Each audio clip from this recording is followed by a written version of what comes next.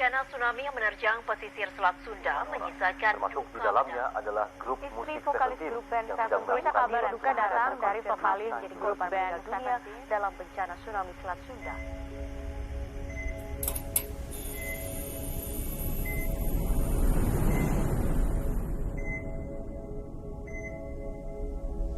Aku nggak tahu kenapa Allah waktu itu membiarkan aku hidup. Mimpi kita berakhir di 22 Desember kemarin.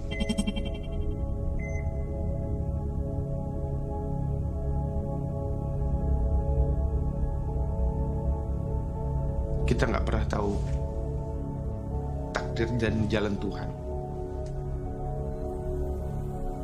Gue sekarang sedang dalam proses tahap healing, mencoba menyembuhkan diri dari trauma yang sangat-sangat sedih.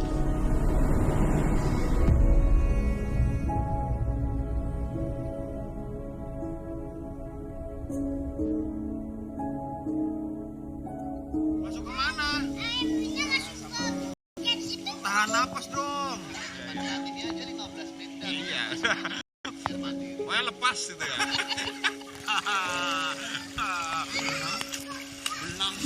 Benang.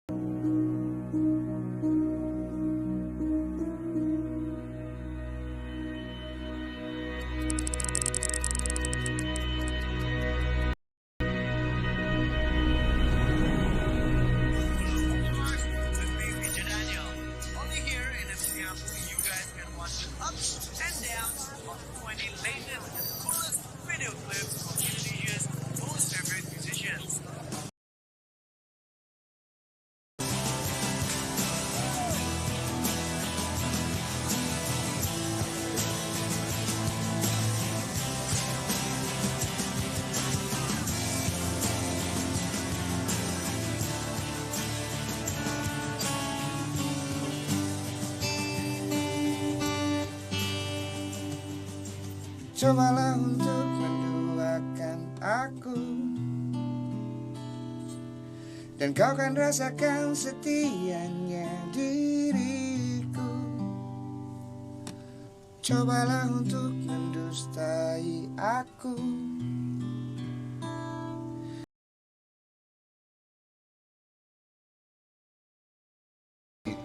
Terbentuknya Seventeen ya, itu dari teman SMA.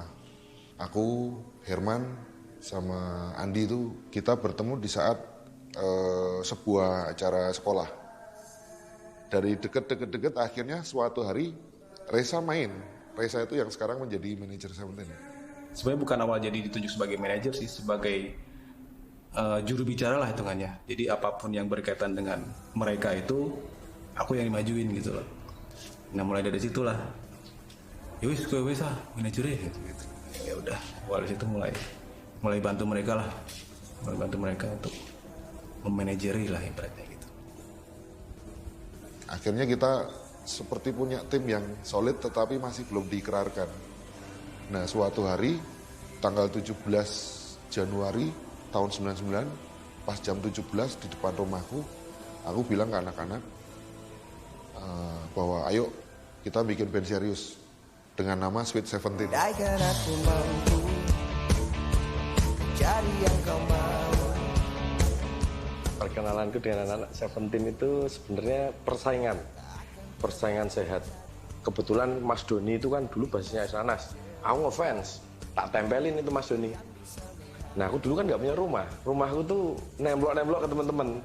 Nah akhirnya aku diajak ke rumahnya Mas Doni. Aku tinggal di situ. Pokoknya numpang hidup di situ lah. Pada waktu itu Seventeen sering ngisi. Kita kan kalau main di kafe kan sejam atau 1,5 jam terus ada break terus main lagi gitu kan. Nah Seventeen sering ngisi nih di waktu break nih. Kita sering ketemu sama Mas Doni ini, Mas Doni Tato ini. Dimana Doni itu kan kakak sepupunya Andi Drum ya. Yang tiba-tiba menawarkan, udah kalau ada panggung-panggung aku yang nyanyi, tak ewangi itu aku bantuin. Dan itu kayaknya atas usulan Andi. Wes masku baik, kakakku aja. Itu Doni bisa nyanyi kok. Ya udah akhirnya latihan klop lah sama Doni. Seneng-senengnya dapat banget.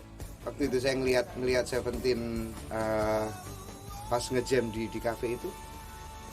Ini anak-anak ini seneng-seneng banget. Fun. Dan itu yang bikin saya oke.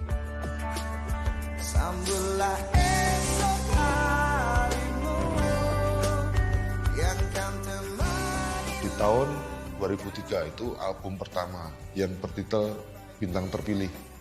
Wah gila ini. Padahal dari panggung ke panggung kemarin bareng terus. Aku mulai terpicu dari situ. Seventeen bikin apa, Endang Sukamti harus bikin apa. Seventeen ngajuin demo, aku juga harus ngajuin demo. Sukamti main di pensi, Seventeen juga. Jadi kita rebutan panggung juga. Saingannya bener-bener sehat.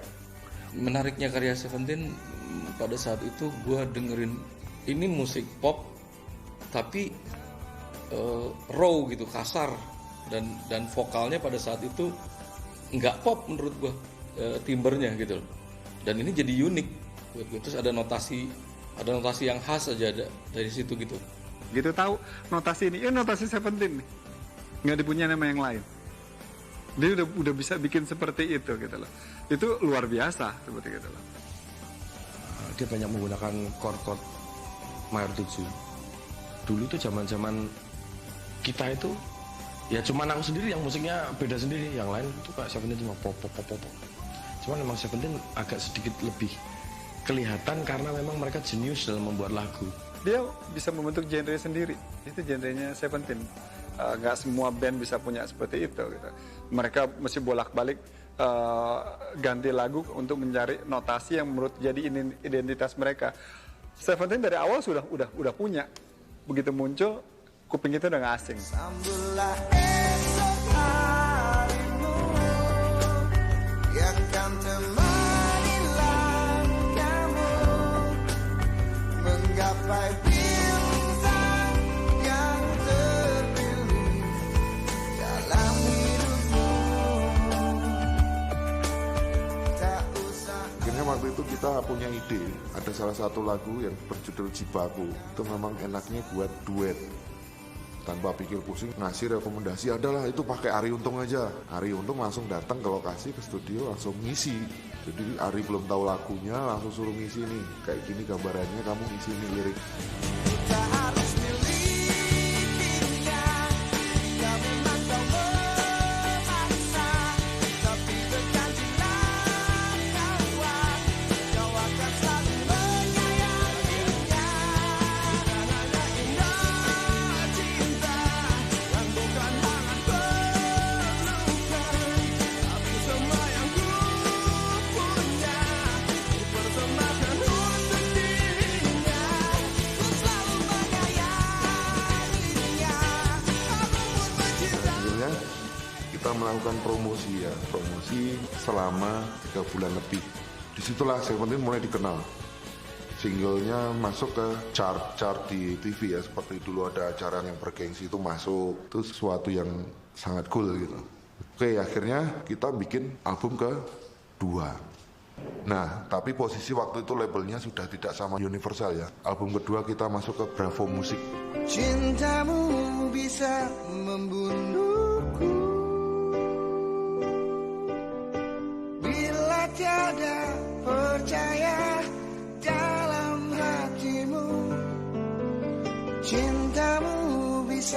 tegarkanku. Bila kau percayakan hatimu padaku selamanya. Waktu itu rekaman di Jogja, kita rekaman semuanya sudah beres, tapi tiba-tiba ada force major atau sebuah bencana besar di Yogyakarta yang mengharuskan kita untuk stop dulu melakukan promosi.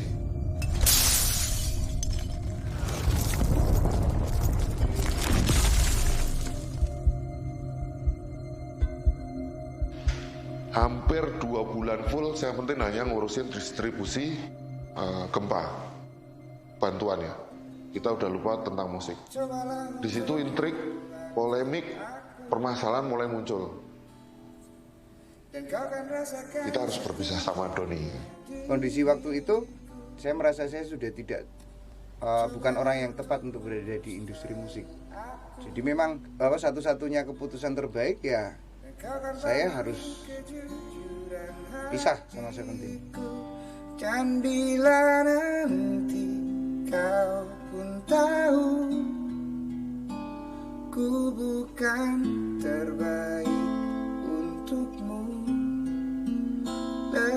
lepaskan aku, lupakan aku, dan jangan pernah engkau ragu.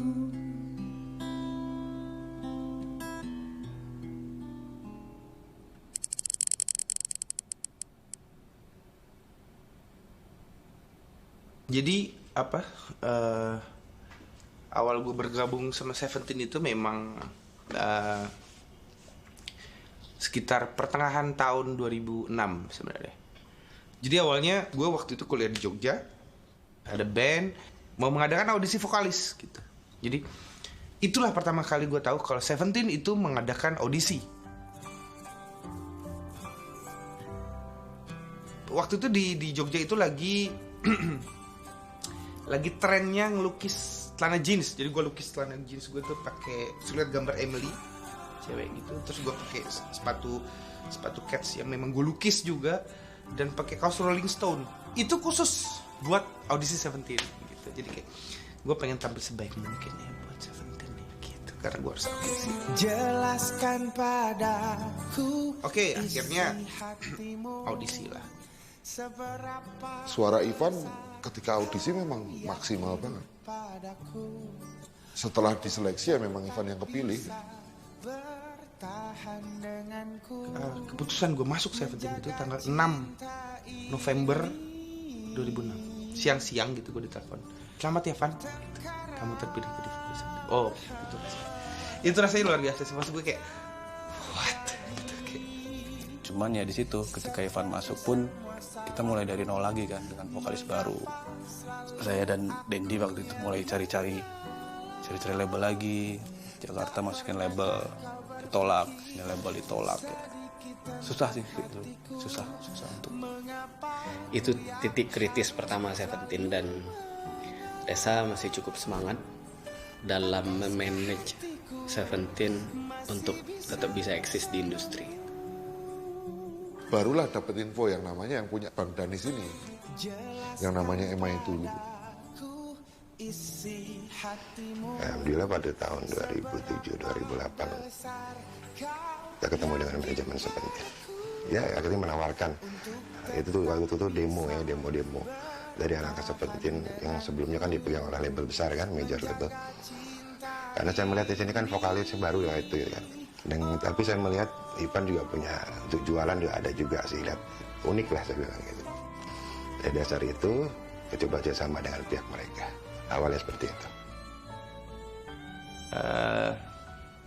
Akhirnya kita rekaman. Ditunjuklah single Selalu Mengalah gitu. Tanpa kita duga, tanpa kita sangka gitu, dengan kerja kerasnya manajemen saat itu, Selalu Mengalah bisa terdengar di mana-mana. Jelaskan padaku isi hatimu, seberapa besar kau yakin padaku untuk tetap. Anak-anak orang tuh optimis banget kalau selalu mengalah ini akan meledak gitu. Cuman perlu aja orang dengar gitu. Dan salah satu cara biar orang dengar adalah kita beli kartu perdana banyak-banyak, kita sendiri yang request di radio biar orang lain dengar dulu gitu.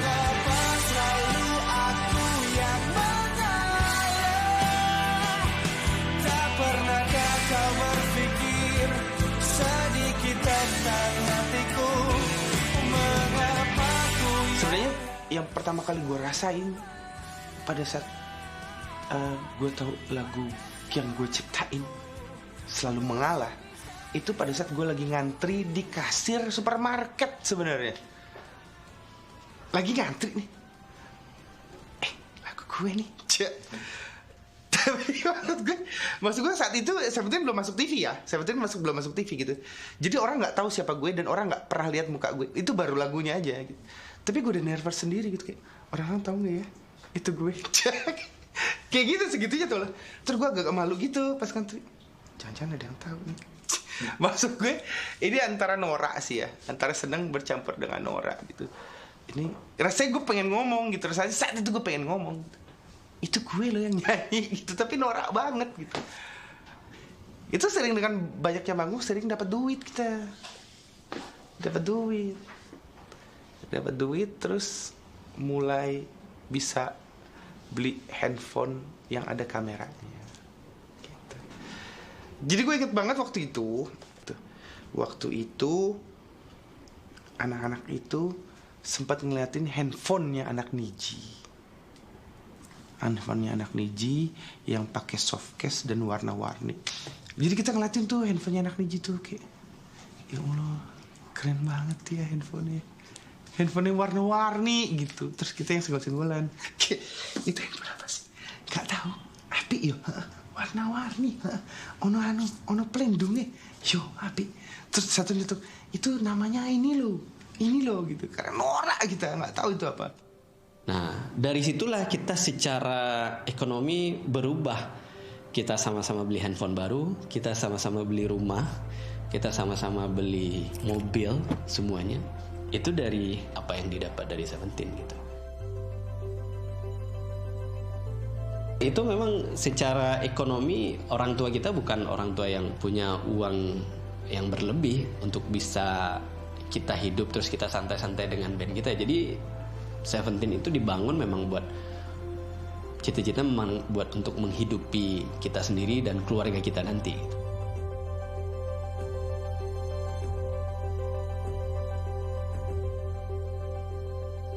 Dan memang lo nggak bisa menjudge band kalau hanya mendengar albumnya. Lo harus melihat versi live dari band ini. Dan ketika mereka main di atas panggung itu, gue bilang, wah ini sih band udah siap nih. Apa yang lo lihat nggak bisa bohong. Ini udah puluhan ribu orang yang nonton, mungkin 10.000 orang waktu itu yang gue lihat. Dan mereka nyanyi bareng, benar-benar larut dalam suasana itu ya. Dari situlah memang ini harus disupport band ini, bahwa band ini ada masa penggemar yang begitu luas dan nggak bisa didiemin. Ketika udah di panggung ya semuanya fun ya, seru gitu. Terus aku juga pernah manggung sama mereka juga di formasi yang udah Ivan yang nyanyi. Energinya selalu besar gitu di panggung. Seventeen itu lagu-lagunya bagus gitu, maksudnya catchy tapi nggak yang murahan gitu. Jadi dari progresi chordnya, dari liriknya, dia punya taste yang bagus lah. Entah itu di eranya Doni, entah itu di eranya Ivan. Menurut saya kualitas mereka pop Indonesia yang bagus gitu.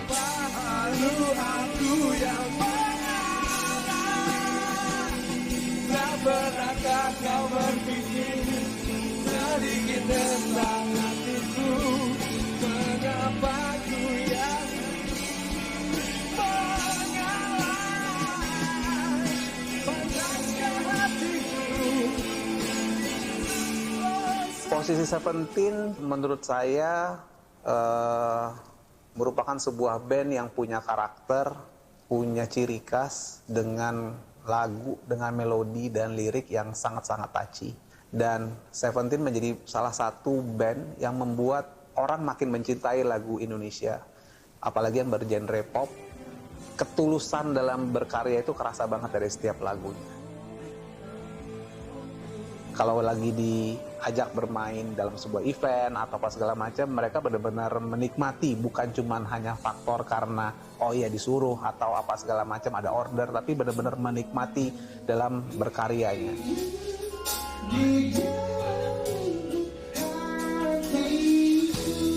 Pada saat Seventeen di Music Everywhere itu kan memang salah satu acara eksperimen, karena waktu itu TVI Net masih baru kan ya. Acara Music Everywhere itu kan betul-betul acara musik, apresiasi terhadap musik, apresiasi terhadap skill, arrangement, kemampuan gitu ya, dan seterusnya. Memang di situ saya ingat beberapa videonya dan ada kolaborasi juga dengan musisi lain. Kelihatan sekali teman-teman Seventeen sangat menjiwai momen tersebut gitu ya.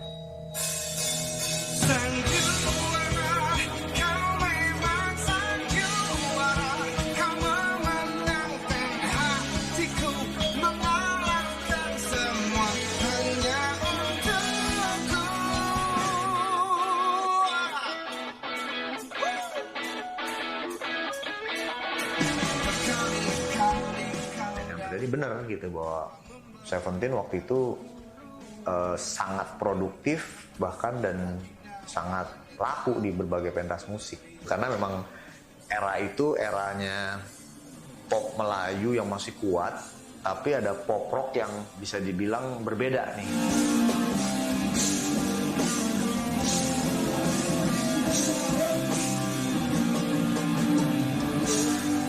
Jadi memang panggung kita sangat-sangat padat. Bisa dibilang waktu itu sebulan itu cuma libur 3 atau 4 hari. Itu aja udah termasuk bagus gitu. Sampai akhirnya lanjut fase album kedua, melanjutkan, ternyata alhamdulillah Jaga Selalu Hatimu juga bagus. Jaga Selalu Hatimu pun padahal diciptakan itu di tengah-tengah konser. Kita ingat waktu itu kita tur itu kalau nggak salah sampai sekitar 26 kota, dan kita harus menghabiskan kota itu sampai 45 hari. Sampai di kota terakhir waktu itu di daerah Jawa Barat, kita udah mau pulang semua tuh, udah mau pulang. Aku lagi packing di kamar dalam keadaan capek 45 hari nggak pulang, capek banget. Tiba-tiba Herman nyanyi, kau jaga selalu hatimu saat jauh dariku, tunggu aku kembali. Ternyata Herman di situ dia ternyata lagi berkaca-kaca gitu, karena ternyata dia lagi kangen sama anaknya.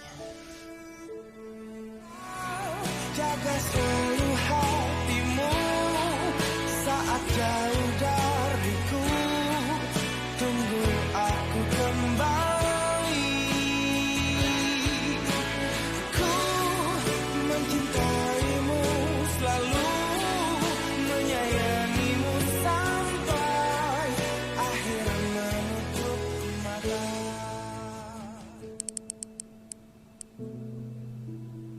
Satu yang menurut kita juga emang udah kebaca sih sama segala macamnya. Ketika Seventeen ini naik, sukses, mulai padat jadwal, interview radio, promo, mulai jadwal roadshow, tour, mulai jadwal latihan, jadwal sambil jalan kita bikin materi lagu baru juga. Jadi titik sukses itu sebenarnya malah jadi titik titik perubahan di Seventeen ibaratnya, perubahan personal sih ibaratnya. Suasana recording yang kita dapatkan pada saat kita take album Selalu Mengalah, album ketiga itu udah gak kita dapatkan di album keempat.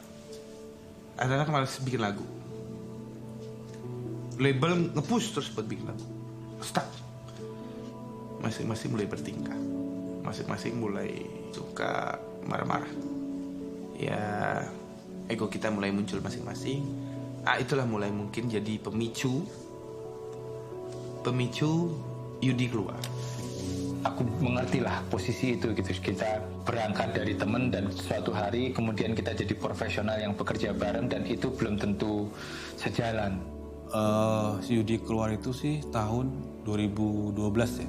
Yudi mulai ngasih keinginan untuk cuti sebenarnya, cuti di Seventeen dulu karena dia ada masalah keluarga yang harus diselesaikan, terus ada beberapa yang dia pengen kerjakan dulu sehingga tidak bisa melakukan hal jadwal Seventeen yang ke depannya.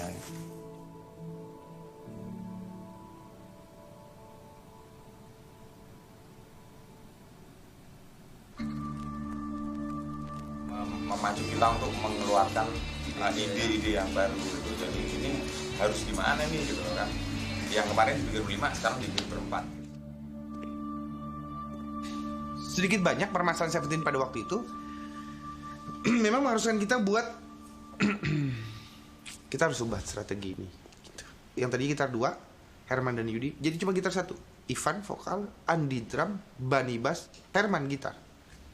Berarti kita harus bikin formula musik baru buat Seventeen.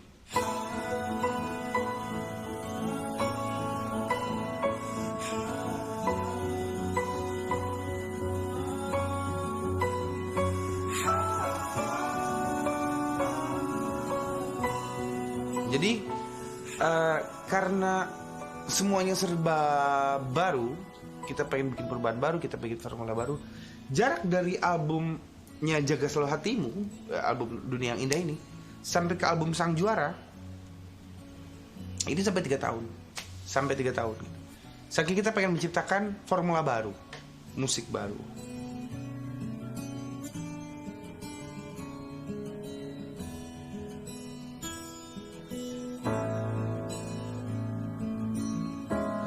Di album kelima, kita dihadapkan pada pilihan yang sulit. Ada sebuah label besar di Indonesia yang mau mengontrak Seventeen dengan tawaran yang sangat menggiurkan. Langsung kontrak, udah fix. Tapi dengan taruhan manajemen dipegang sama label tersebut. Dilema banget, anak-anak dilema banget, semua dilema banget. Udahlah kita itu tinggal berempat. Yudi udah nggak ada. Kalau sampai harus kehilangan saudara lagi, kayaknya maksudnya kita percaya kita rezeki itu yang di atas yang atur. Itu yang di atas yang atur.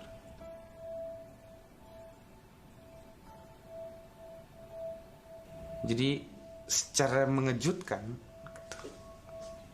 aku, Bani, Herman dan Andi memutuskan untuk melepas kontrak itu.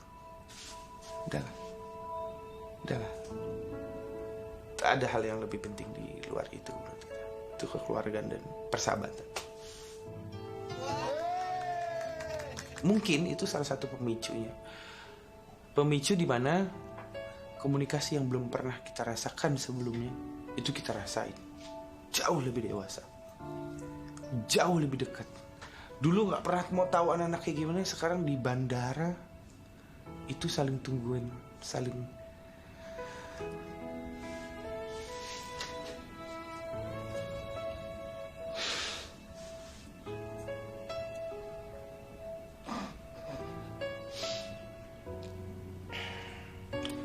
di bandara saling tunggu satu sama lain.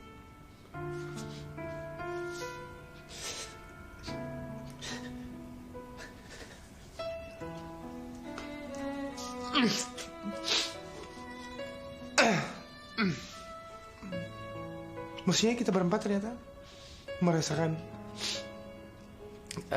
keromantisan dalam sebuah band gitu ya, yang jauh lebih romantis.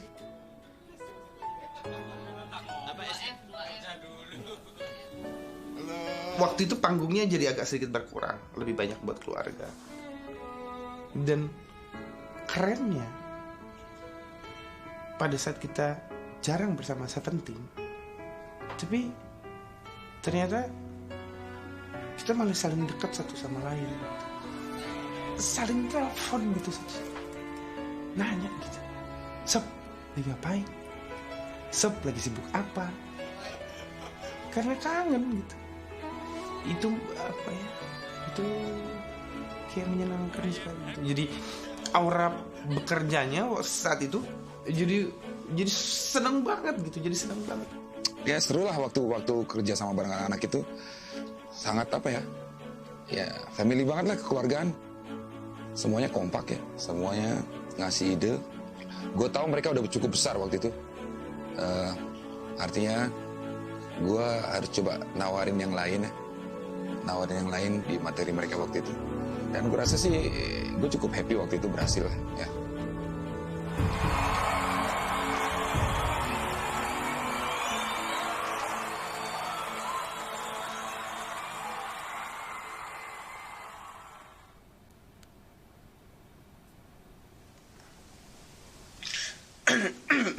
Kemarin engkau masih ada di sini bersama. Kebetulan di tahun 2015 saya ada kerjasama dengan Seventeen untuk memproduce 5 lagu mereka, termasuk lagu yang kemarin itu. Sebenarnya lagu kemarin itu lagu yang udah lewat. Lagu kemarin itu dirilis tahun 2016. Dan waktu itu bikin video klip ke Korea, anak-anak itu ke Korea. Nasib masyarakat tropis baru mendarat sudah kedinginan. Aku sempat protes sama Herman itu. Maksudnya awal-awal recording aku sempat protes. Herman, ini lagu kayak orang mati, aku nggak mau. Lagu orang mati nih. Terus dia bilang, dia cuma cikiki, lagu orang mati gitu. Aku ngomong ke mereka, ini liriknya nggak bisa diganti apa gitu. Maksudnya ini kayak cerita tentang orang meninggal gitu. Coba ya Mas Herman di otak-atik dikit bisa nggak gitu. Udah nggak usah begitu aja gitu. Oke ya udah nggak apa-apa ya. Nah pada saat itu kenapa gue pilih yang kemarin sebenarnya juga bukan pilihan gue semata-mata. Jadi kan ada tim yang ikutan memilih dari lagu yang ada, dari lagu yang sisa sebenarnya gitu kan. Ya hanya itu aja sih, jadi nggak ada kepikiran bahwa ini kita lagu adalah doa, ya enggak lah, doa ya doa gitu kan, yang lagu ya lagu. Kini sendiri di sini mencarimu, tak tahu di mana. Semoga tenang kau di sana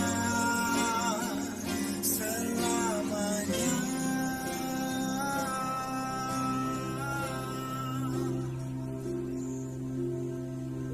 Jadi sebenarnya di akhir tahun 2018 bulan November kalau nggak salah, itu anak-anak meeting karena di 2019 Januari harusnya itu Seventeen berulang tahun yang ke-20.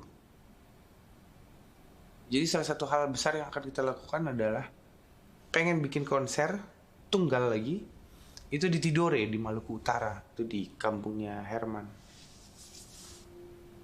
Ternyata pada tanggal 22 Desember ternyata memang takdir berkata lain.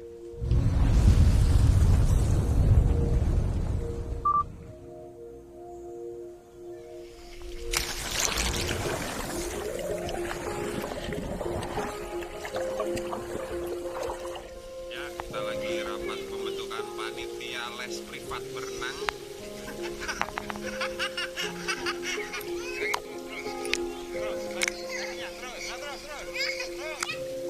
Masuk ke mana? Tahan napas dong. Ngomong dulu dong.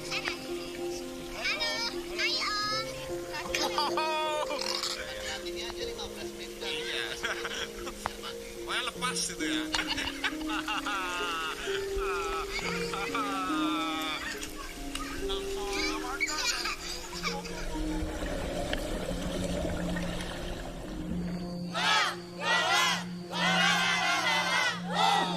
Oke, kalau tadi kita sudah fans game bersama ya, karena ini adalah cara untuk menyatukan kita bersama keluarga. Betul sekali. Karena dalam lebih setiap dekat kegiatan, lagi. iya, kegiatan mereka setiap hari itu jarang. Kadang pergi pagi, pulang malam, anak udah tidur.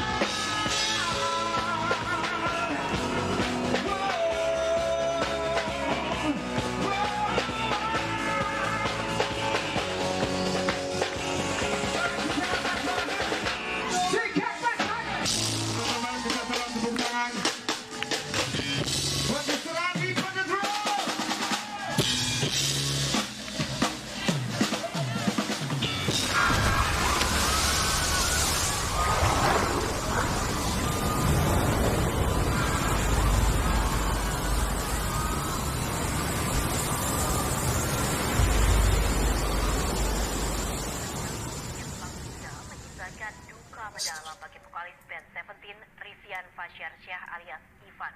Ivan kehilangan seluruh personel band Seventeen dan istri tercintanya, Yulan Harap. Di Tanjung Lesung, sejumlah personel grup musik tersebut dinyatakan hilang setelah mengalami terjangan tsunami yang terjadi pada Sabtu malam. Tsunami menghajar panggung di mana kita lagi manggung di atas.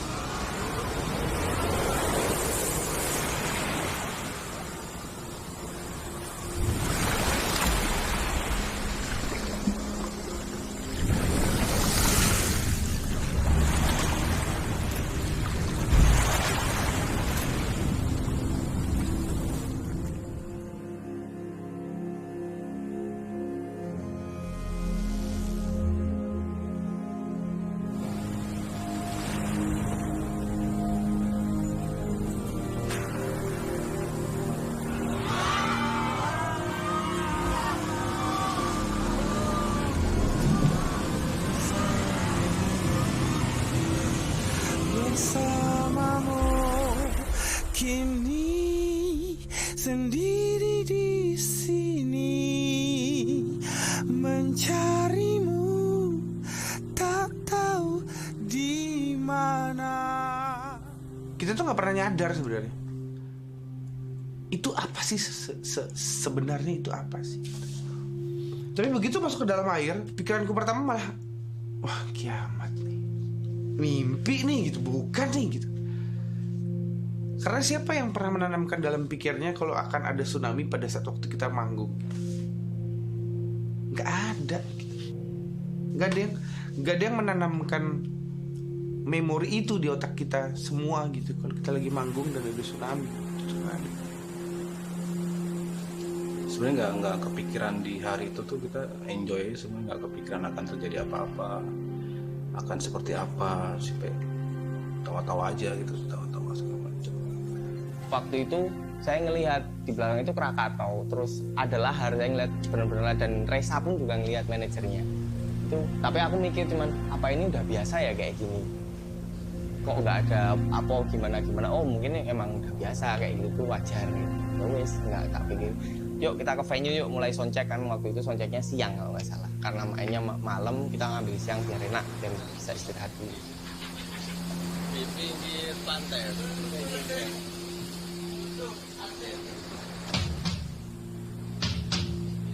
Karena kayaknya lagi langitnya gelap.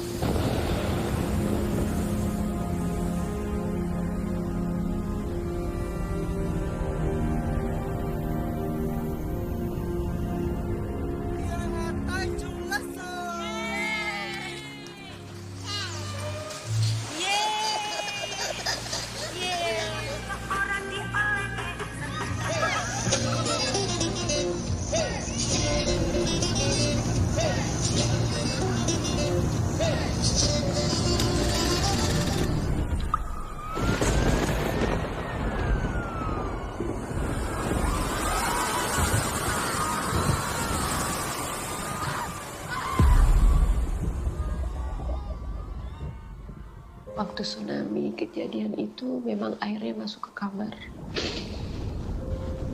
Masya Allah, ini apa? Cuma bisa nyebut dan nggak tahu kalau itu tsunami. Posisi udah kacau dalam kamar itu. Saya bilang, ayo kita keluar, ayo kita keluar. Saya bilang, di situ saya, ya Allah. Terus langsung niatnya mau nyusul ke panggung. Begitu keluar udah suasana crowded, gelap. Ternyata ini parah dalam hati saya. Horor banget lah malam itu tuh. Gak bisa lupa. Orang cerita tsunami kecil lah. Aku di FOH ngeliat jelas air itu ada di mana. Orang mungkin ngeliat dari tengah panggungnya aja. Kok ngeliat air di atas rigging. Karena rigging itu aku yang pesen dari bawah, dari level 0 sampai atas tuh 12 meter. Panggung itu pesanan aku masalahnya, sama Oki, sama almarhum Oki. Orang bilang cuman segini, sebatas betis, apalah, terserah orang mau ngomong apa. Saking keselnya gitu loh. Kalau cuman pendek, teman-teman gue gak ada yang meninggal.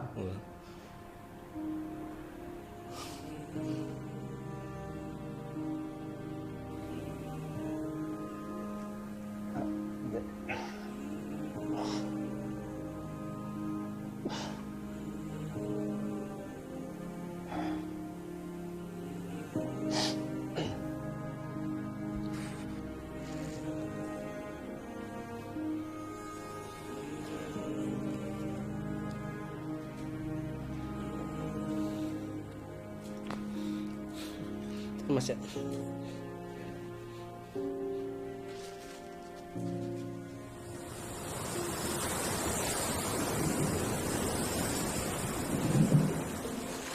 Sampai akhirnya aku kegulung-gulung di dalam air.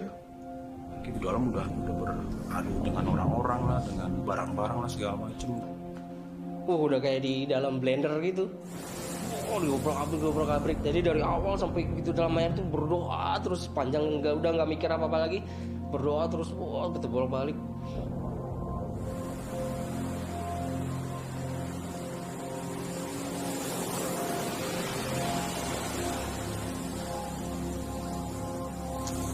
Setelah sadar bahwa itu air, akhirnya aku berpikir, wah ini harus bisa di atasnya, aku kudu ambekan nih gini, ora iso ya aku. Tapi memang suasananya chaos sih, memang chaos, benar-benar chaos. Semua manusia yang panik itu, semua yang saling tarik-tarikan, semua. Pokoknya tangan ini berusaha buat menggapai apa aja yang bisa ditangkap gitu. Kepegang kepala lah, kepegang badan, kepegang apa lah pokoknya. Kasarnya itu siapa yang timbul, dia yang ditarik. Nah waktu itu aku ngelihat ada bass drumnya Andi. Bass drumnya Andi itu di atas gitu. Aku pegangan bass drum itu untuk tetap bisa nafas gitu, pegangan itu. Tapi aku semakin turun ke bawah, ternyata kakiku kejiret kabel. Waktu itu aku sempat pinggangku sempat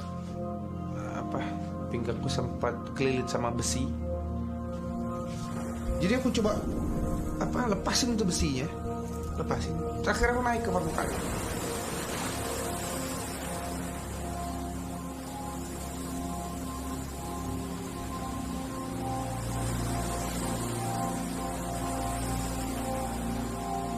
Setelah gelombang kedua datang, sebelum aku berpikir ternyata ada gelombang arus balik yang melemparkanku ke tengah laut. Tarikan balik dan itu lebih kencang.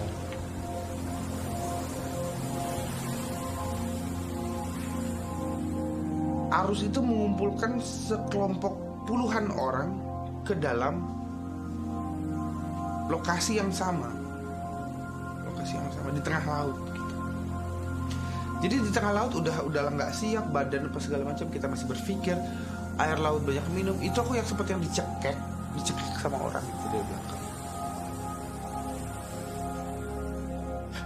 Tapi udah takut, Ujang pasti gak ada udah. Gak bisa berenang tuh anak. 3 bulan terakhir tuh aku mau Ujang tiap hari.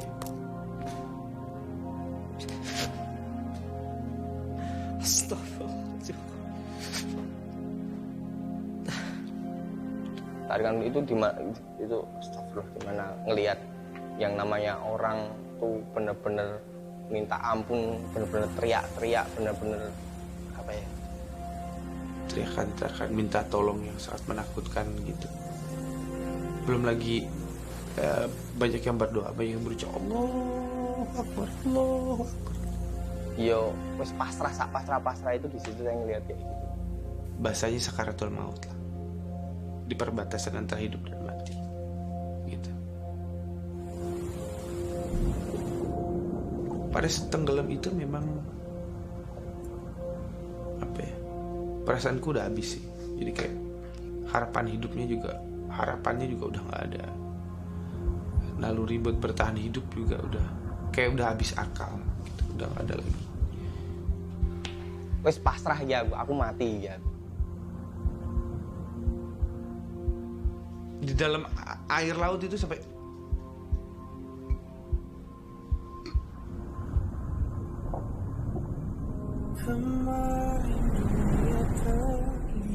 detik ini Seventeen telah resmi berumur 17 tahun. Dan denganmu merasakan ini semua, melewati hitam putih hidup ini bersamamu.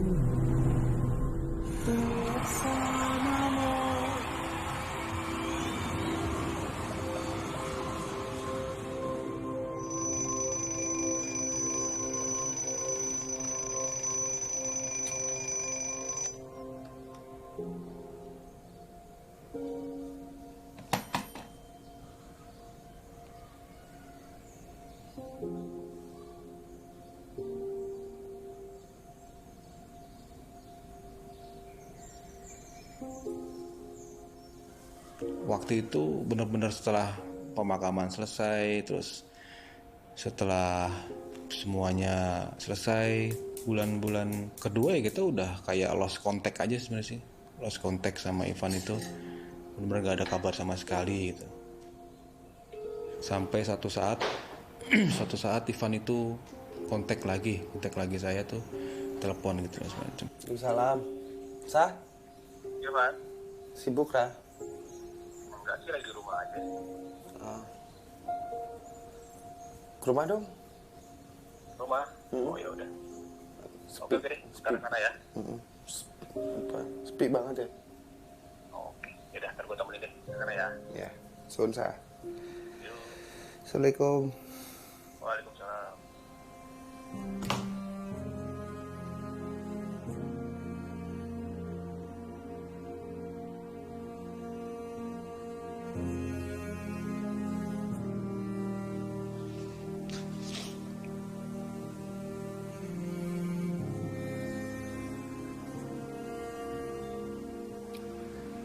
Mereka keluargaku gitu.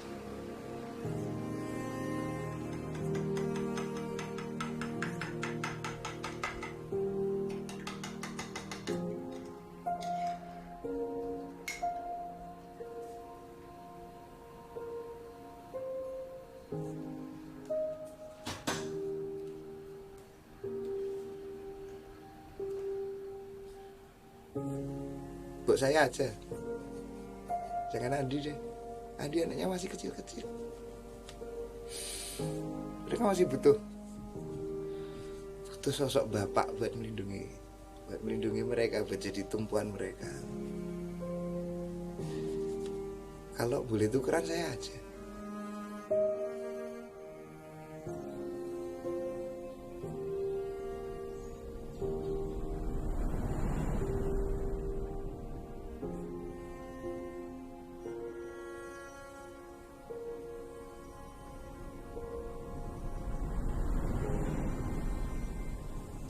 Dengan berita-berita itu kan kita masih oh iya enggak, ini ya blank aja udah, nggak kepikiran kesana segala macam.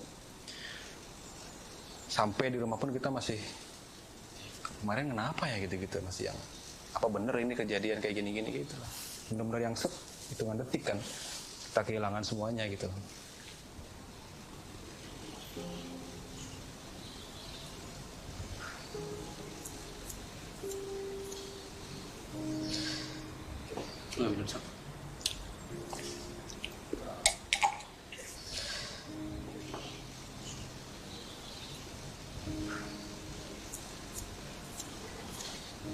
Karena secepat itu ya.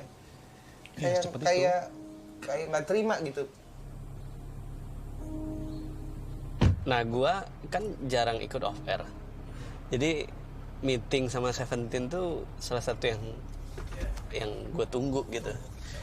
Terakhir kan kita meeting 2 minggu sebelum kejadian.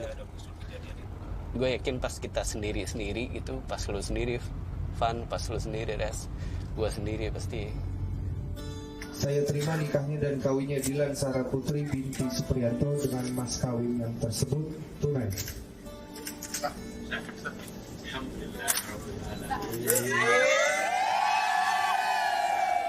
Dilan mengajari aku gimana caranya untuk cinta sama seseorang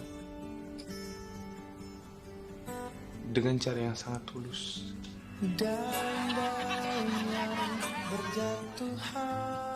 Yang paling banget dirindukan dari sosok almarhum itu pelukannya, bawelnya, kehangatan bersama keluarga itu. Karena sekarang udah sendiri, udah nggak pernah lagi ngerasain suasana seperti itu.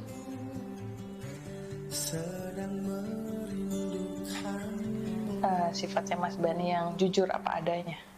Aku bilang sih nggak ada yang berubah ya, dari awal aku kenal aja dia nggak ada yang berubah. Mas Bani tetap orang yang baik, Mas Bani tetap orang yang jujur, Mas Bani tetap orang yang pemalu, iseng, tetap sama sehari-hariannya. Rasa tanggung jawabnya besar sekali Mas Bani sama keluarga.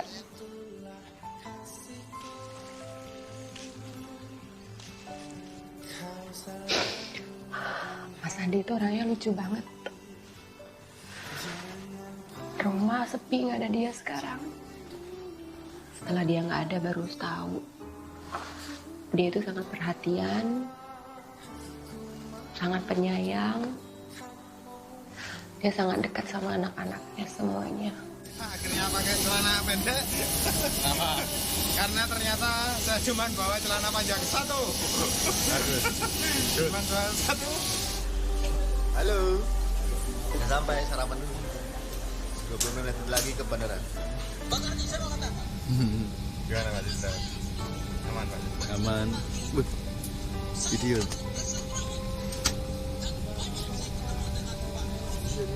Semoga tahun depan dengan adanya promo ini label kita GP Record minimal bisa mengumrohkan kita. Aduh deh.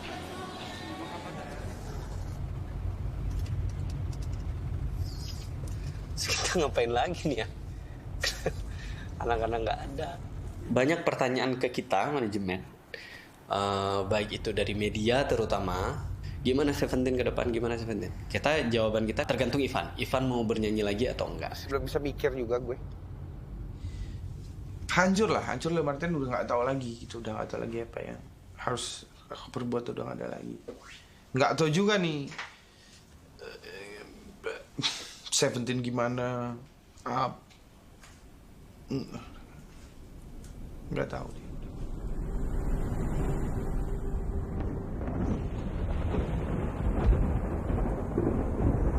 Ya, yang pasti Seventeen itu udah jadi sebuah keluarga besar, bukan sekedar personil yang terikat satu sama lain secara profesional, tapi dia sudah menjadi keluarga besar, istri dari personil, anak dari personil, anak dari kru, istri dari kru, dari tim produksi, dari manajemen. Itu udah jadi sebuah keluarga besar yang secara tidak langsung itu udah menjadi tanggung jawab kita. Kemarin gue dihubungin sama ditelepon sama Rizal Armada.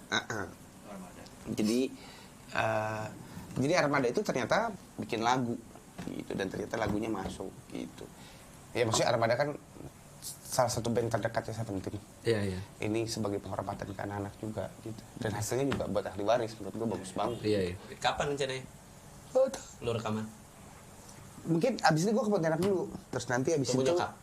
Nyokap di sini apa? Nyokap di Pontianak. Dari Pontianak. Abis itu baru balik lagi. Nah itu paling diatur jadwal sama dia. Jadwalnya langsung tag gitu, langsung recording tuh. Ada Bang Iqbal juga nelfon itu, tapi kayaknya yang lagu Uli ya? Iya, lagu Uli. Iya, gue sempat didengerin sih. Itu kayaknya masih bulan depan tuh proyeknya. Proyeknya masih bulan depan gitu. Karena si Ulinya sendiri juga kan masih ini kan, masih trauma ya. Sambil jalan mungkin kita akan mendapatkan formula terbaik. Ya mungkin 2 proyek ini akan jadi awal gitu. Dari sini kita bisa ngelihat.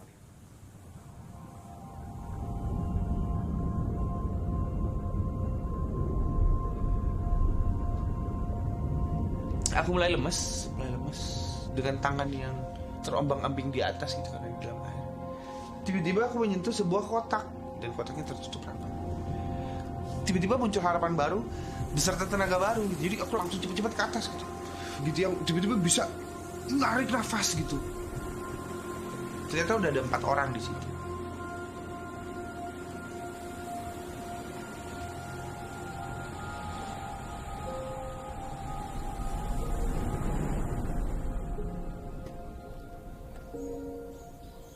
Sekembalinya ke rumah gitu, tanpa Dilan itu sepi banget.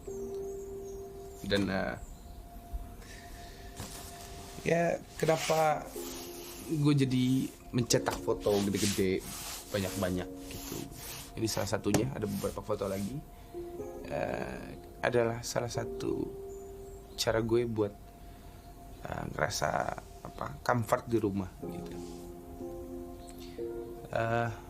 Yang tadinya gue nggak pernah berusaha buat mencari istri gue gitu, karena dia yang selalu nyari gue gitu, dan itu membahagiakan banget. Sekarang gantian gitu, apapun usaha yang gue lakukan, gue nggak akan bisa ketemu Dilan lagi.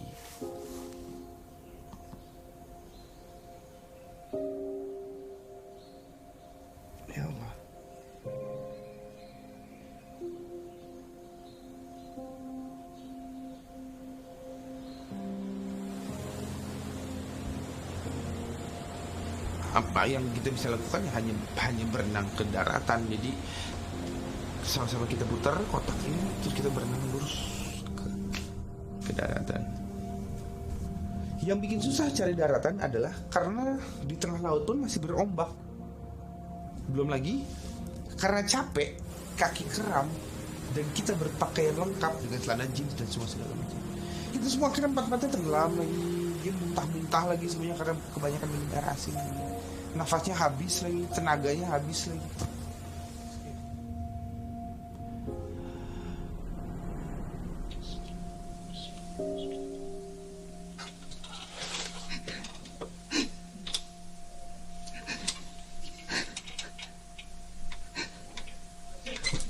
Sedih. Allah.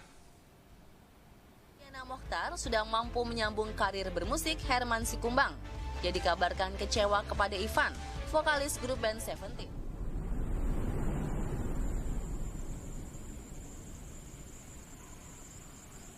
Gini Sob, dengan lu nggak bisa ngikutin sebagaimana mestinya bernyanyi di industri dengan semua konsekuensi schedule, itu sebenarnya salah satu hal yang mengindikasikan lu belum siap. Kalau bernyanyi biasa aja mungkin dia bisa dalam proses itu ya, dalam proses recovery-nya itu nyanyi, sekedar nyanyi aja bisa, tapi akan beda nyanyi secara profesional dengan sekedar nyanyi aja, itu hal yang berbeda. Jadi mungkin masih butuh waktu kayaknya Sob buat cooling down. Ya Des ya? Nggak perlu sih break menurut gue. Bisa aja bisa, maksud gue. Tapi ya ini cuma proses aja menurut gue. Proses aja. Belum sekarang. Gue sebenarnya malas banget Sob. Males gue.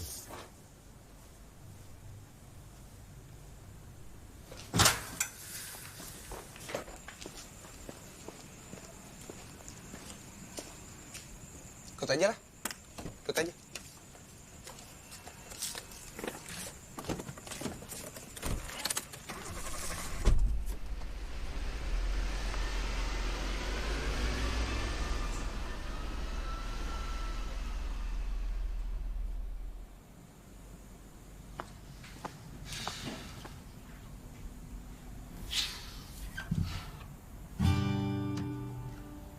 Jelas.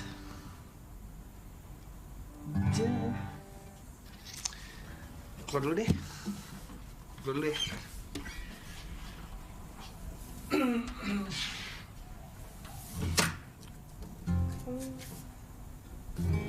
Kemarin engkau masih ada di sini.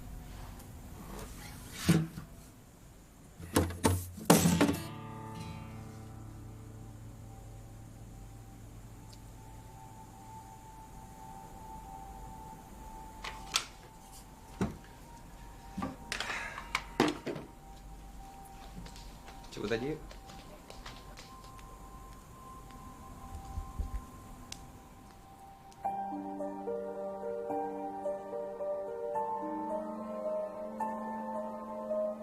Sampai di pengungsian cuma berharap, berdoa, menunggu dijemput sama Mas Andi.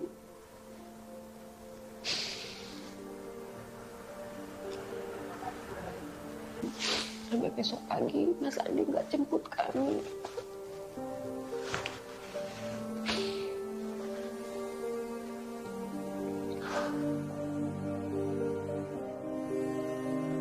Uli kayak gitu, Kak Emen udah nggak ada lagi, pas ngomong gitu. Terus aku yang nggak, yang bener aku gituin.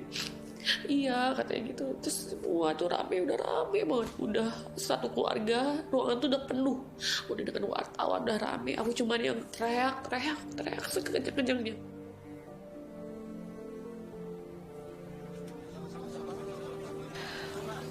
Aku nggak mau tidur di kamar pun tuh udah kayak rasanya kayak ini aja, hancur lah hatiku waktu itu. Karena ya aku masih lihat ini lemari, ini itu, masuk kamar mandi aja isikan giginya Mas Bani, kayak gitu-gitu. Maksudnya masih handuknya Mas Bani, kayak gitu-gitu masih.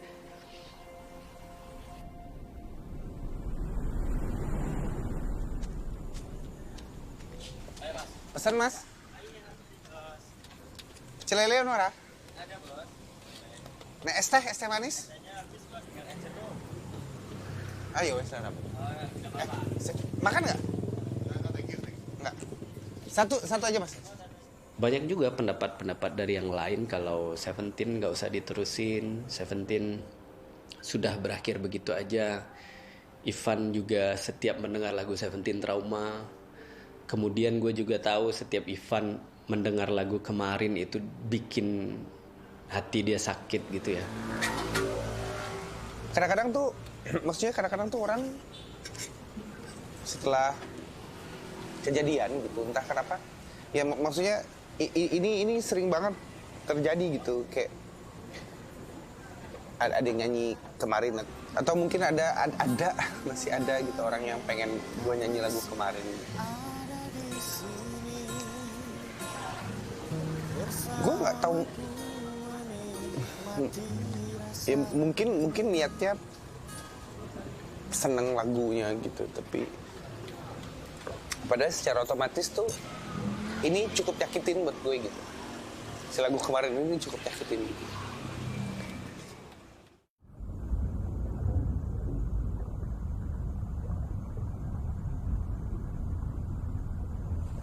Sampai akhirnya 1 menit lewat, 3 menit lewat, sekitar 5 menit lewat, itu di tengah laut tiba-tiba jadi sepi, udah gak ada suara. Tiba-tiba begitu aku melihat ke samping, ternyata semua udah jadi mayat. Semua mayat.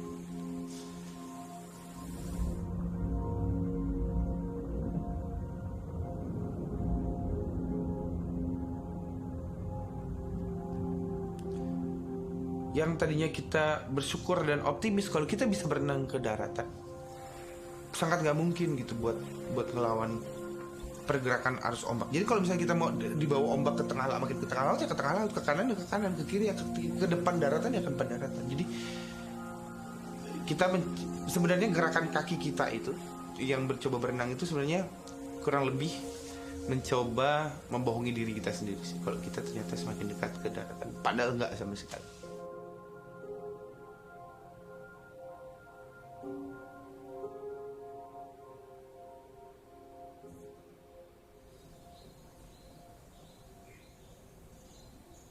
Kayak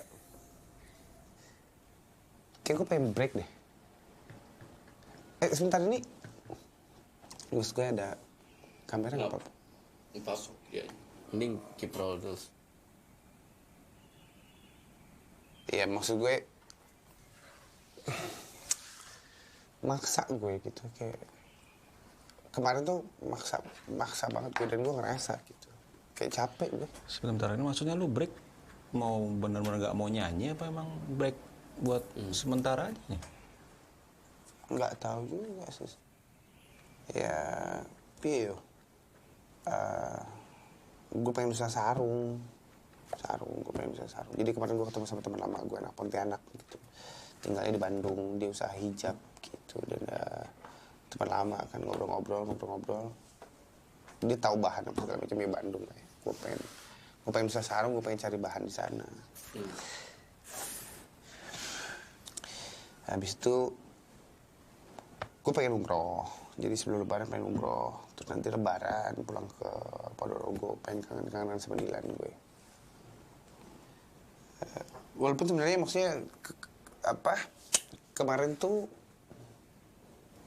gue ketemu sama Lucky Govinda, terus dia kan dekat sama David tuh. Jadi gue tau dari Lucky kalau David itu ternyata pas malam kejadian tuh dia ciptain lagu. Oh. Nah itu lagunya buat Seventeen. Udah denger lo? Belum. Coba kayaknya enggak lah. Kalau memang itu yang udah lo pertimbangkan matang-matang, it's okay. Emang rencananya mau ngasih tahu bahwa saya mau ngasih lagunya gitu untuk penyemangat, untuk support. Ya, cuman kayaknya dia lagi hektik banget, lagi campur aduk juga perasaannya. Jadi nggak ada kontak, akhirnya nggak ada kontak. Saya juga biarin dulu. Akhirnya udah nggak terjadi apa-apa.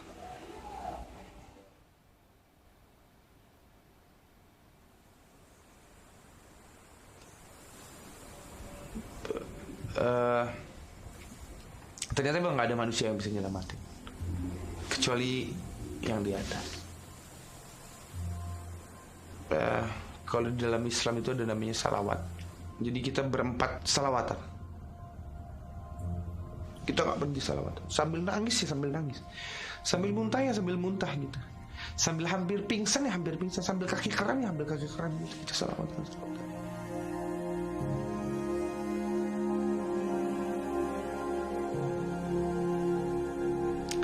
Jadi setelah kejadian itu memang gue memang pengen lihat umroh gitu ya, karena memang buat recovery secara mental.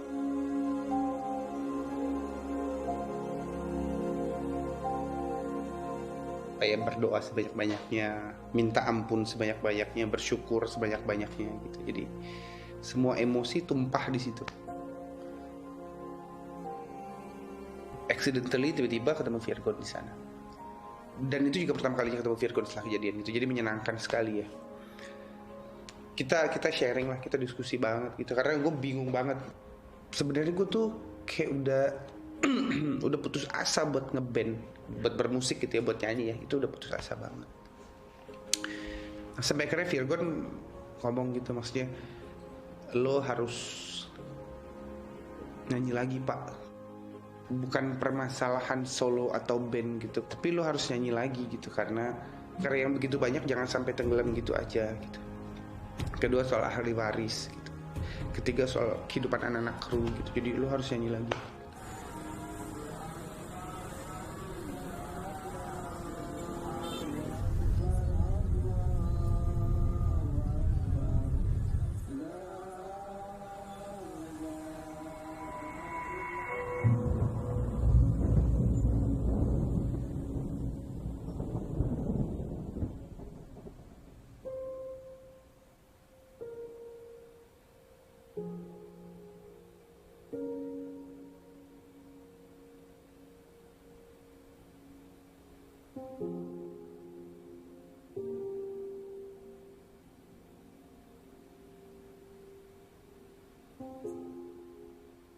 Menjelang maghrib apa ya dia berangkatnya itu tumben-tumbenan dia minta antar. Biasanya tuh nggak pernah minta antar, sambil ngomong jagain anakku ya, dia elus perut kan. Waktu itu aku masih hamil mau 3 bulan gitu, jalan 3 bulan. Jagain anakku ya, sehat-sehat ya gitu. Anakku yang gede jangan dimarah-marahin ya, jangan diomel-omelin ya, kan aku ngomel-ngomel aja tiap hari kan di rumah. Sederhana sekali, apa adanya. Seperti saat misalnya kalau habis makan itu dia cuci piring sendiri, langsung dicuci. Terus kalau makan itu ya apa adanya. Sampai anak-anak saya itu, Mbok itu, Mas Bani itu sudah jadi artis, sudah jadi orang terkenal, sudah mapan. Sifatnya masih seperti itu, masih tidak berubah. Nah, Mas Andi tuh diem-diem dia tuh pinter baca Quran. Dia juara 1 lomba baca Quran sekecamatan Pakualaman. Terus umur berapa ya? Umur 10 tahun udah khatam Quran. Itu SD Mas Andi tuh. Saya masih nggak percaya dengan peristiwa itu. Bener-bener masih nggak percaya. Saya rasanya anak-anak tuh masih di Jakarta. Saya di Jogja, kita cuma nggak ketemu aja. Nggak tahu sampai kapan bakalan kayak gini. Keinginan Mas Andi, karena kami mau pindah ke daerah Bekasi, rumah udah siap, tinggal ditempatin. Katanya nanti kalau kita udah di Bekasi, kita bikin vlog kayak gitu. Ya, dia masih ngelamun.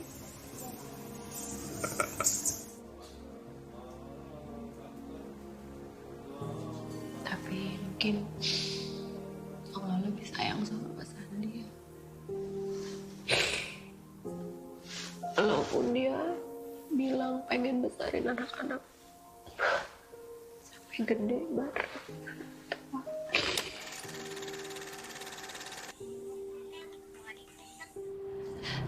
Dan aku sekarang ngerasain ternyata orang kehilangan itu seperti ini ya. Ini bapaknya anak-anak loh, bukan kehilangan pasangan, teman, sahabat. Ini bapaknya anak-anak. Dia sayang papa.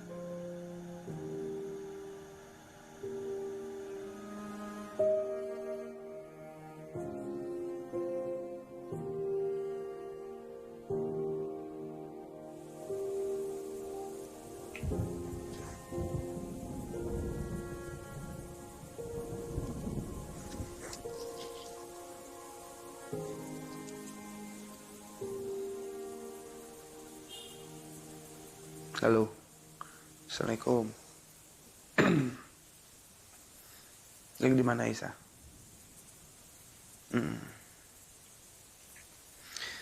Lagi di Ponorogo aku. Ya. Enggak sih, kangen ya aku sama Caca. Kangen banget. Aku tuh kayak nggak kebayang gitu ngeliat Pak Dewi, Uli, Cindri, istri Caca itu loh, pada lebaran sendiri-sendiri. Sedih. Ya, ya maksudnya kan biasa nek lebaran do teleponan tuh. Ada telepon. Ya itu. Ya Allah. Tapi caranya saya, maksudku aku tuh pengen apa yang udah dihasilkan sama Caca, apa yang udah diperbuat sama Caca itu loh, seenggaknya tetap ada faedahnya itu loh, tetap bisa menghasilkan buat anak-anak itu loh. Pengenku gitu. Ya ngerti, aku ngerti. Ya wes, aku sih balik Jakarta besok pagi. Ketemu ya. Ya nanti tak kabari. Ya. Wes, sunesa maaf lahir batin. Assalamualaikum warahmatullahi wabarakatuh.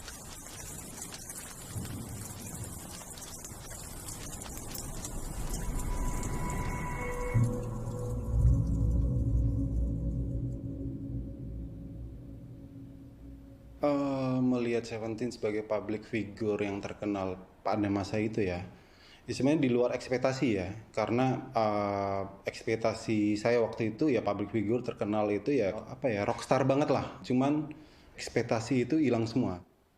Ya nggak ada yang sombong, istilahnya orangnya fine, santai gitu loh, kayak keluarga lah kalau di sana pun. Apa ya Mas, sederhana sih kalau saya bilang, mungkin hampir semua yang kenal mereka itu pasti akan ngomong seperti itu. Dari zaman Jogja saya kenal ya anak-anak yang humble. Sampai terakhir ketemu pun nggak ada tuh yang gue ngeliat mereka star syndrome atau apapun gitu, nggak ada. Gitu. Semuanya bisa satu rasa istilahnya, senengnya bareng, susahnya bareng.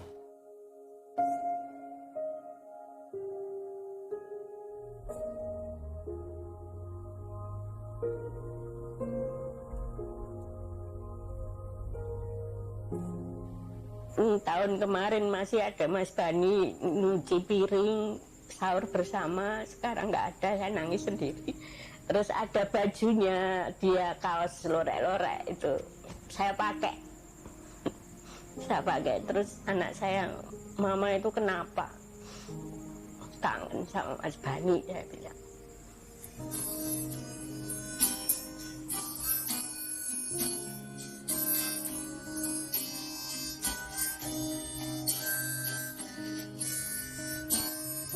Sempat Mas Andi itu sekolah sambil nyuri-nyuri waktu, ikut-ikut saudara main ke kafe-kafe. Terus sama bapak itu diomong, kamu mau sekolah apa mau main musik? Kalau mau main musik tak beliin drum, nggak usah sekolah. Kalau mau sekolah, ya udah fokus sekolah. Alhamdulillah jenazahnya ketemu. Jenazahnya bisa kami makamkan dengan layak dan ya kami masih bisa nengok dia.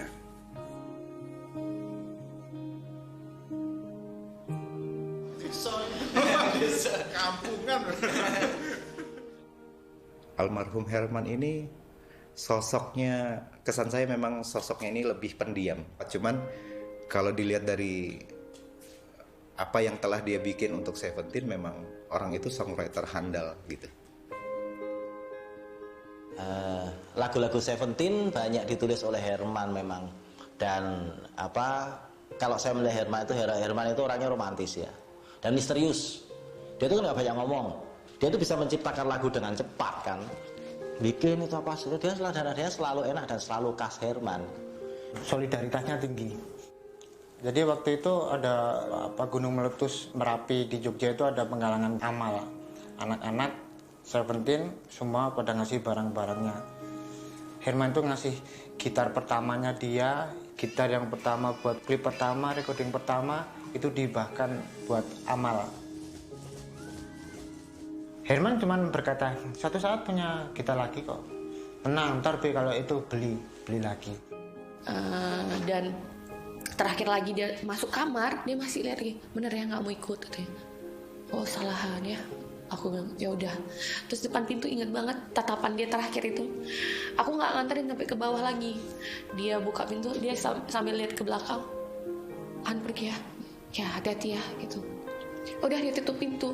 Itu sampai sekarang tuh berbekas banget tatapan itu, dia tutup pintu itu.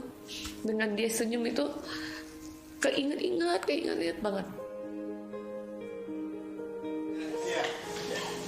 Matanya pakai softcase.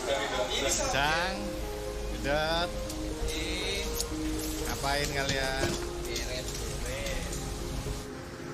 Cita-citanya tuh yang belum kecapai sampai sekarang itu dia pengen berangkatin umroh orang tuanya. Sampai saat ini juga aku tuh kalau selalu melihat fotonya ya nangis. Ketemu orang tuanya nangis. Dulu katanya mau ke rumah main ngopi, bakar ikan, nggak jadi. Kehilangan banget sama dia. Udah nggak pernah ketemu, sekalinya ketemu, aku harus mengantarkan dia ke pemakaman. Dia itu pesan sesuatu. Ada 2 box besar yang dia ngasih kado buat anaknya yang tanggal 9 Desember ulang tahun. Dia belum bisa beliin di pas tanggal itu. Dia beliin tanpa sepengetahuan saya, tanpa ngomong sama saya. Saya sempat kaget karena dia nggak pernah beliin mainan anaknya tuh segitu banyaknya dan segitu besarnya. Saya kaget aja. Apa ini terakhir kalinya dia ngasih kok segitu banyaknya saat itu. Sekitar 5-10 menit setelah barang itu tiba, saya ditelepon sama mertua saya bahwa Mas Ujang udah ketemu. Udah ketemu katanya. Di situ saya bertanya, maksudnya apa? Ya udah ketemu, kamu yang sabar ya. Ya Allah, benar-benar saya ditinggal. Settingan buat apa bang? Settingan buat mancing lah, masa ya buat apa? Kita gue buang aja lah ini.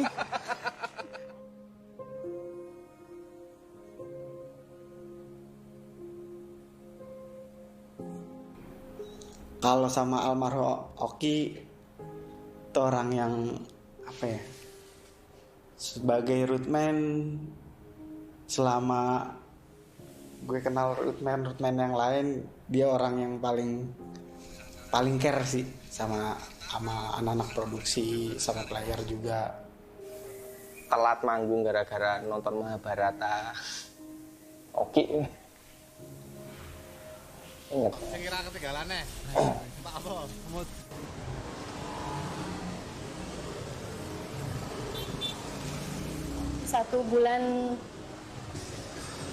Bahkan 1 bulan sebelumnya biasanya kalau pamit pergi kerja itu cuman cium kening, cium tangan, cium kening gitu. 1 bulan sebelum kejadian dia selalu cium saya setiap kali pamit kerja. Dan itu di tempat umum yang biasanya dia nggak lakukan. Mari kita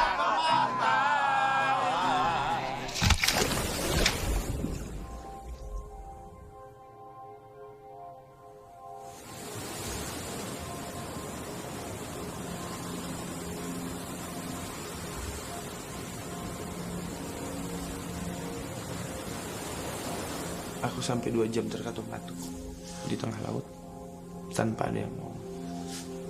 Karena memang posisinya memang nggak bisa buat itu. Di tengah lautan gitu, dimana kita ngeliat langit dan laut berempat gitu, pegang kotak dengan mayat yang banyak banget di samping gitu. Sampai akhirnya kita ngeliat kayak setitik cahaya gitu, yang ternyata itu adalah satpam yang ada di daratan, dan ternyata itu jauh banget daratan, jauh banget, daratannya jauh banget. Ternyata kita terlempar sangat-sangat jauh di tengah laut itu.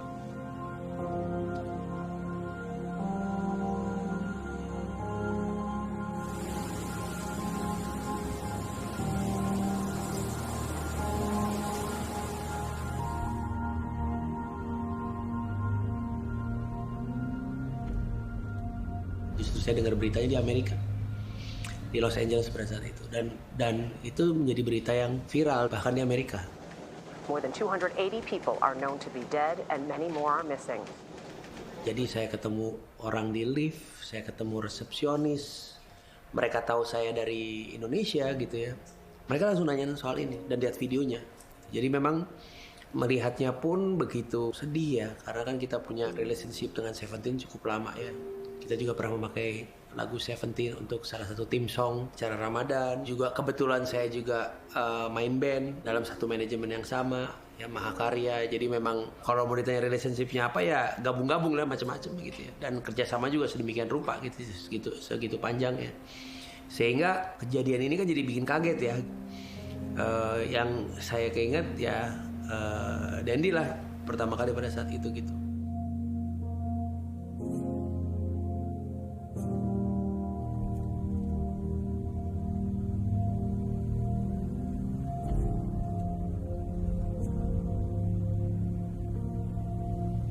Kalau sekarang lebih, aku berdoa, aku pengen nanti bareng sama suamiku. Aku berdoa, semoga aku besok dimatikan dalam keadaan husnul khotimah. Aku berdoa suamiku dilapangin kuburnya. Pas udah selesai itu yang benar, alhamdulillah ya Allah, akhirnya semua dilancarkan gitu. Dan di situ aku yang benar-benar udah ikhlas, karena aku udah lihat sosok almarhum, aku udah lihat jenazahnya, pemakaman lancar. Dan di situ yang benar-benar aku tenang, insya Allah bisa husnul khotimah.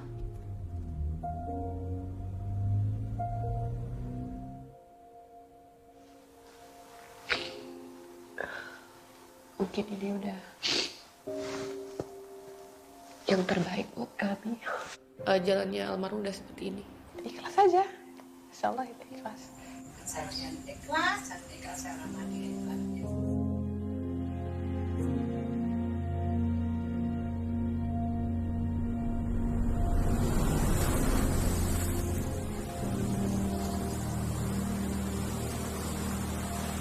Kita coba memanfaatkan arus ombak buat berenang-renang ke tepian. Dari karang ke karang.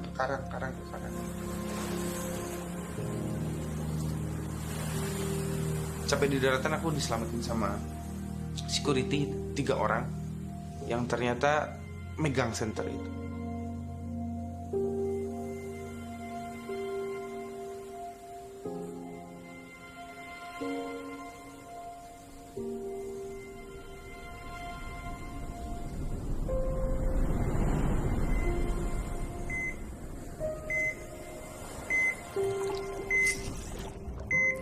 Rescue workers in Indonesia expect they will find more victims of a deadly weekend You might tsunami. have seen the video of that Indonesian band 17 being swept off stage, and it's one of the most dramatic to emerge from the disaster zone. It's put a human face on this unfolding tragedy.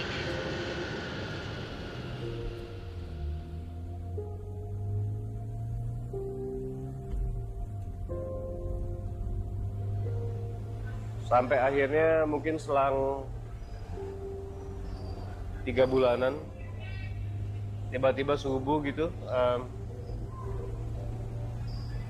Ivan hubungin saya, itu jam 3 subuh.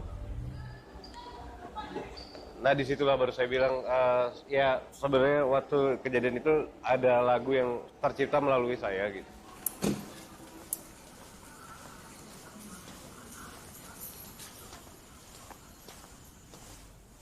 Campur aduk juga perasaannya, karena nggak mau itu malah membuka kesedihannya lebih dalam. Saya pengennya dia lebih optimis dengernya. Pokoknya mudah-mudahan lagu itu bisa bawa hal yang baik yang bikin dia semangat lah.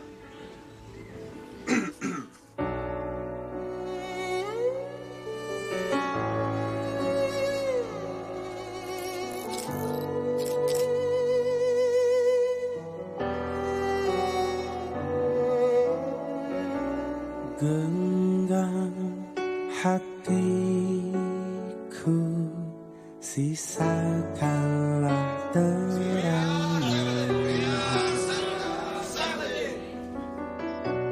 Lumpuhkah aku, ku tak bisa beranjak. Waktu seakan tak menunggu, ku tak bisa melawan itu.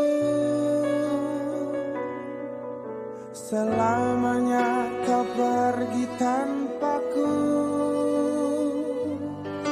Mungkin aku masih harus di sini, masih tersisa panggilan hidupku,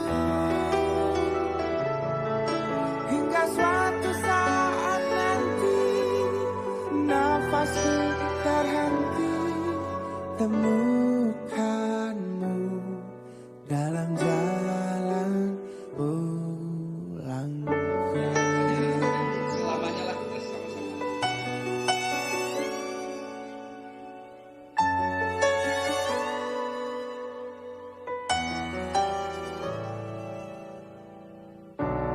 Tenanglah jiwamu, lepaskanlah lelahmu. Kemanapun aku, kau tetap di hatiku. Rasa yang kau beri untukku takkan hilang oleh sang waktu. Bawalah semua kerinduanku. Mungkin aku masih harus di sini, masih tersisa panggilan hidupku,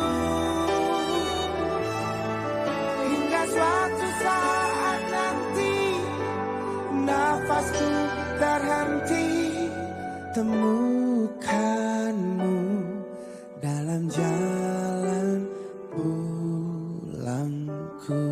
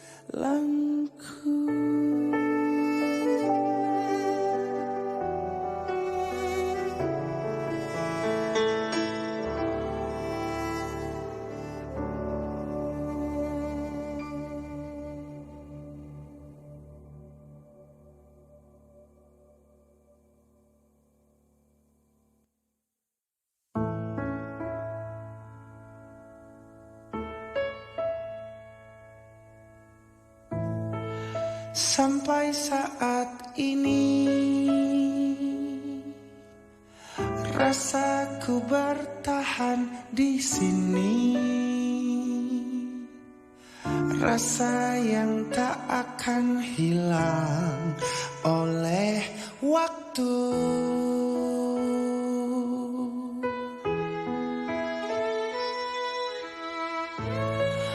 Kau tidak di sini, aku pun tiada di hatimu. Jiwaku ikut menghilang bersamamu.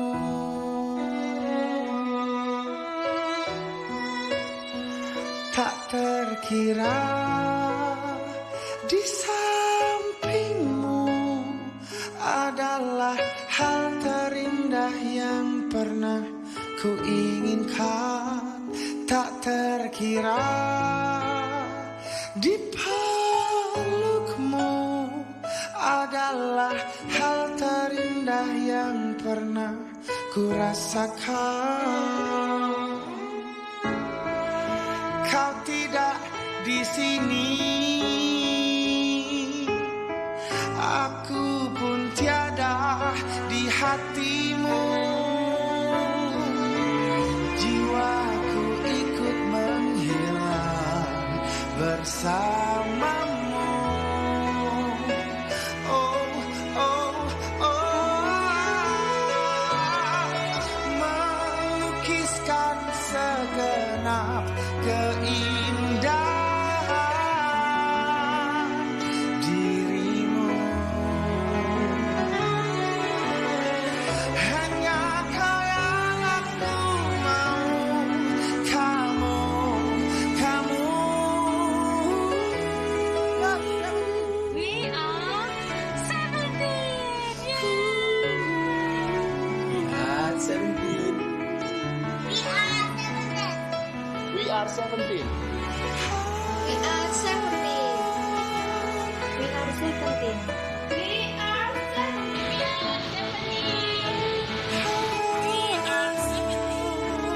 We are 17. We are 17.